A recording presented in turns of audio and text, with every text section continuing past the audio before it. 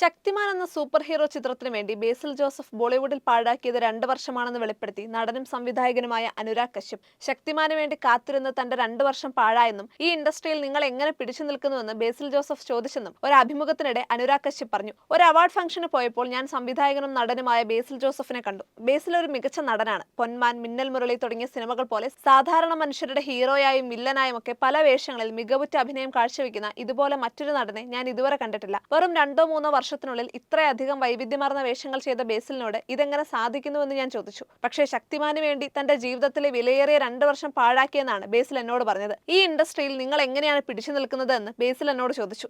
ഇവിടെ എനിക്ക് തോന്നുന്ന അതേ കാര്യമാണ് ബേസിലും പറഞ്ഞത്. എനിക്ക് പിടിച്ചു നിൽക്കാൻ കഴിഞ്ഞില്ല, അതുകൊണ്ടാണ് ഞാൻ മാറി നിന്നത് എന്ന് അദ്ദേഹത്തോട് മറുപടിയായി പറഞ്ഞു. ആ മനുഷ്യൻ തന്റെ കരിയറിലെ 2 വിലപ്പെട്ട വർഷം പാഴാക്കി. ചിരിച്ചുകൊണ്ടാണ് ബേസിൽ എന്നോട് സംസാരിച്ചതെന്നാണ് അനുരാഗ് കശ്യപ് പറഞ്ഞത്. രൺവീർ സിംഗിനെ നായകനാക്കി സോണി പിക്ചേഴ്സ് നിർമ്മിക്കുന്ന ശക്തിമാൻ എന്ന ചിത്രം ബേസിൽ ജോസഫ് സംവിധാനം ചെയ്യുമെന്ന് വാർത്തകളുണ്ടായിരുന്നു. എന്നാൽ കുറെ കാലമായി ചിത്രത്തെക്കുറിച്ചുള്ള വിവരങ്ങളൊന്നും ലഭ്യമല്ല.